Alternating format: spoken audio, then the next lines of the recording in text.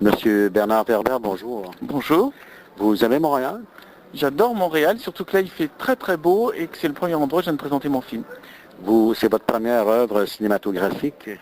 J'ai attendu 20 ans pour faire ce film et c'est aujourd'hui que maintenant je vois les fruits de graines que j'ai plantées il y a 20 ans. Quel effet ça vous fait quand vous voyez une salle applaudir votre film?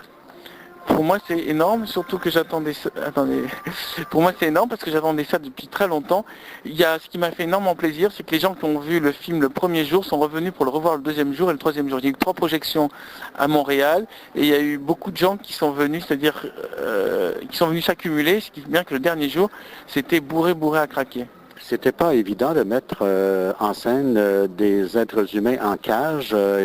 Vous avez traité ça de façon un peu ironique, mais vous étiez très près du ridicule. Pourtant, ce n'est pas arrivé. Comment avez-vous réussi ce tour de force? Avec Claude Lelouch, mon producteur, on s'est vraiment demandé comment régler ce problème de la cage qui était très délicat. Et finalement, donc, on l'a résolu avec des lignes, c'est-à-dire des lumières qui sont posées sur le sol qui symbolisent une sorte de mur de force, de champ de force. Mais surtout, en fait, c'est les acteurs qui ont permis que ça ne soit pas ridicule parce qu'on a eu une actrice extraordinaire, notamment Audrey Dana, et Selig et Boris Ventura, ces 3 acteurs qui ont vraiment donné à la cage toute sa dimension dramatique et ils lui ont donné toute sa crédibilité. Alors maintenant, vous allez faire une suite à ce film ou vous allez tomber dans autre chose tout à fait?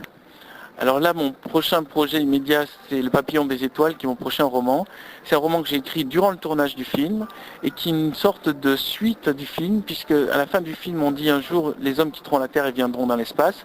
Le Papillon des Étoiles, c'est des hommes qui quittent la Terre, qui vont dans l'espace pour créer ailleurs une nouvelle colonie. Pour le projet cinéma, je vais attendre de voir comment le public réagit. Est-ce que le public aime le film? Je ne peux pas me lancer dans un nouveau projet tant que je ne sais pas si celui-ci plaît.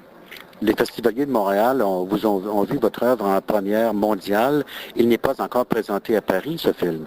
Non, nous sommes actuellement en train de... Enfin, à mon retour, on va commencer à présenter le film au distributeur. Et ensuite, je pense que la diffusion en française devrait se faire pour janvier ou février. Est-ce qu'il y a des chances que le public québécois le voit en salle ici? Tout à l'heure, j'ai discuté avec Simon Lelouch, le fils de Claude Lelouch. Il me dit que ça se peut même que ça sorte au Canada avant que ça sorte en France, tout simplement parce qu'il est en train de voir des diffuseurs canadiens qui sont très intéressés de le sortir très vite. Merci beaucoup, monsieur. Bon séjour. Merci à vous.